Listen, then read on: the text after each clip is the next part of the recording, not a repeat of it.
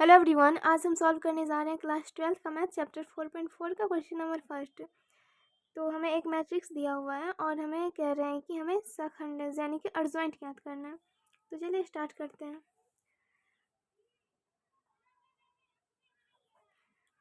तो सबसे पहले हमें जो मैट्रिक्स दिया हुआ है उसे हम ए मान लेते हैं। कितना दिया? 1 2 3 एंड 4। तो हमें अर्धव्यंत निकालने के लिए सबसे पहले मैनर और कोफैक्टर निकालना होगा।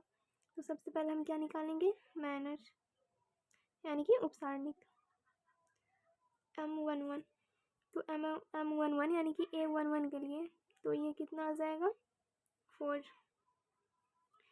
यहाँ पे M12 ये कितना आ जाएगा? 3। यहाँ पे M21 जो कि हमारा कितना आ जाएगा? 2। और यहाँ पे M22 ये कितना आ जाएगा? 1। तो हमने निकाल लिया है मैनर। अब हमें कोफैक्टर निकालना है। कोफैक्टर निकालने के लिए सबसे पहले हम A11 का, उसके बाद A12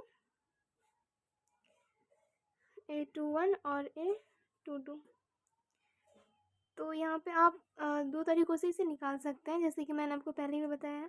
यहाँ पे एक फार्मूला भी आता है इसका, जो कि कितना है? AIJ equal to -1 to the power I plus J into MIJ। आप चाहो तो इस फार्मूला का यूज़ करके भी निकाल सकते हैं, बट यहाँ पे मैं शॉर्टकट तरीके से निकालूंगी, क्योंकि जब हमें आसान रास्ता पता है तो फालतू में हम क्यों डिफ़िकल्ट रास्ता अपनाएं। हाँ, जहाँ तक एग्ज़ाम की बात है तो आप वहाँ पे ट्राई कीजिएगा कि लॉन्ग प्रोसेस से ही आप इसे सॉल्व कर सकें। यहाँ पे A11 के लिए जो हमारा कोफैक्टर है वो कितना? सबसे पहले तो यहाँ पे 1 + 1 2 यानी कि यहाँ पे एक सम संख्या आएगा, तो इसीलिए यहाँ पे हम प्लस, यहाँ पे माइनस, यहाँ पे माइनस और यहाँ पे प्लस। तो इसके लिए कितना आ जाएगा? A11 4, A12 कितना आ जाएगा? 3 और A21 कितना आ जाएगा? 2 और A22 कितना आ जाएगा? 1। तो ये रहा हमारा कोफैक्टर। अब हम अर्धव्यंत निकालने के लिए क्या करेंगे कि ये जो हमारा कोफैक्टर आया है उसका हम ट्रांसपोज कर देंगे, यानी कि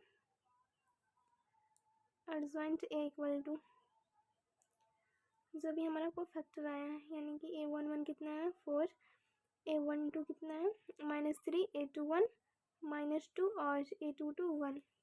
हम इसका कर देंगे ट्रांसपोज, यानी कि हमारा जो अर्धव्यंत A है वो कितना आ जाएगा? 4 -3 -2 और 1। तो ये रहा इसका आंसर। आई होप आपको समझ में आ गया होगा। तो मिलते हैं नेक्स्ट वीडियो में, तब तक के लिए बाय, टेक केयर।